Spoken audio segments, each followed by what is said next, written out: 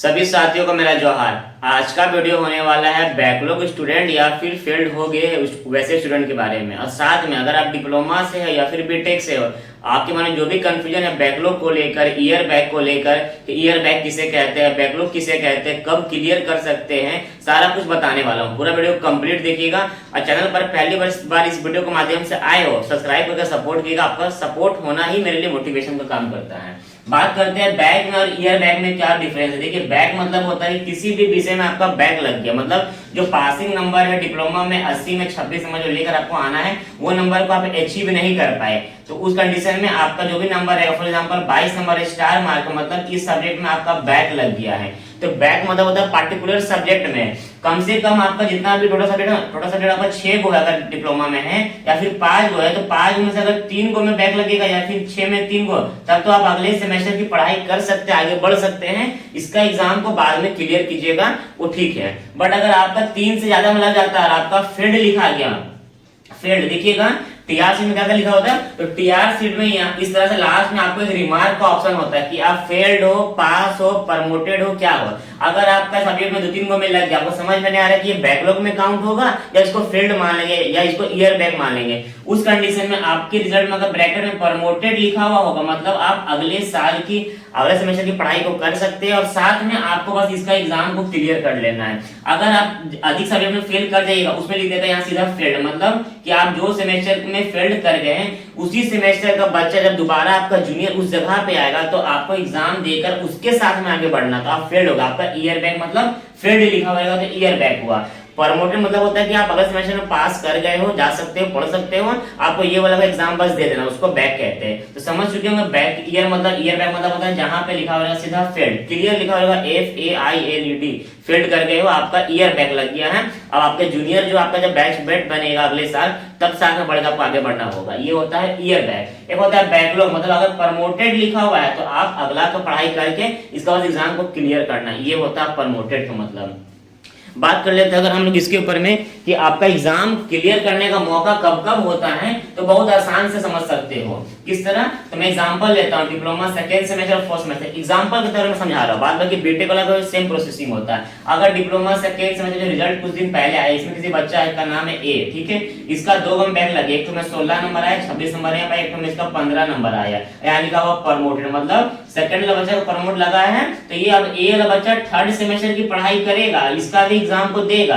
अब सेकंड का एग्जाम को देना है, बैकलॉग कब देगा, तो जब जाएगा फोर्थ सेमेस्टर में, तो जब सेकंड वाला का एग्जाम होगा ना, तो आप अपने साथ में बैठ के दे सकते हैं। मतलब आपका जूनियर का जब सेकंड सेमेस्टर एग्जामिनेशन होगा, उस वक्त में आपको फॉर्म भरना होता है वो जो पर्टिकुलर सब्जेक्ट का, इसका एग्जाम आप अलग से देते हो, और उसी समय में अगर आपका एग्जाम चल रहा फोर्थ वाला का, उसको अलग से आपको देते रहना है, इसका लीजिएगा, इसमें पास कर देगा, ये मौका होता है। तो अगर सेकंड में बैक लगा तो 2 बार मौका मिलने वाला था। कब कब, जब आप जाइएगा फोर्थ सेमेस्टर में तब मौका होगा। अगर इसमें क्लियर कर लिया अपने जूनियर के साथ में तो बहुत अच्छा है। अगर नहीं कर पाए तो जाइएगा 6 सेमेस्टर में, तब फिर से मौका मिलेगा आपके सब जूनियर जो आपको जो जूनियर होगा फर्स्ट ईयर वाला, उसे मौका मिलेगा, उसमें आपको क्लियर कर लेना है। और जो बच्चा का फोर्थ में बैक लगा, उनके पास बस एक ही मौका है, जब वो जाएंगे 6 सेमेस्टर में तब वो अपना फोर्थ वाला क्लियर कर लेंगे। होता यही है ना कि इवेंट सेमेस्टर एक साथ चलता है और का एक साथ चलता है। जब भी एडमिशन चलेगा सेकंड सेमेस्टर का डिप्लोमा में, तब फोर्थ का चलेगा, तब 6th का चलेगा, ठीक है। जब चलेगा फर्स्ट का, तब चलेगा थर्ड का, तब चलेगा 5th का।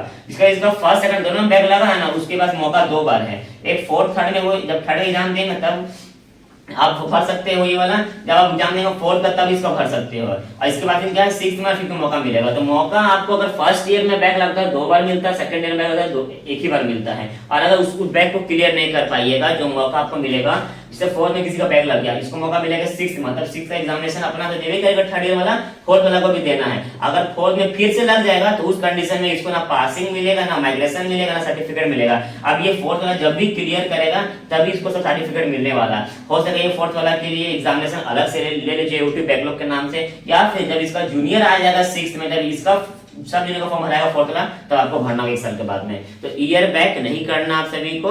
प्रमोटेड हो तो अगला का पढ़ाई करो, और पहले वाला का क्लियर करने का जब मौका आएगा तो आप क्लियर कर लीजिएगा। सारा इन्फॉर्मेशन अपने माध्यम से हम दे देंगे यूट्यूब में वीडियो या टेलीग्राम के माध्यम से कि कब कब बैकलॉग का फॉर्म भरवाया जाएगा, कब कब आप लोग भर सकते हो। मुझे मालूम है कि बहुत बच्चा का फर्स्ट में लगा, बहुत बच्चा का सेकंड में लगा, बहुत बच्चा का थर्ड में लगा, बहुत बच्चा का फोर्थ में लगा। तो फोर्थ वाले जितने का लोगों को लगा, सारा का इन्फॉर्मेशन टेलीग्राम ग्रुप में हम देते रहेंगे। टेलीग्राम ग्रुप से नहीं ज्वाइन हो तो ज्वाइन का डिस्क्रिप्शन में लिंक दिया हुआ है, ठीक है। बात कर लेते हैं आप सभी का कि अगर आप बैकलॉग आपका नहीं हुआ, बैक नहीं हुआ, तो अब क्या होगा।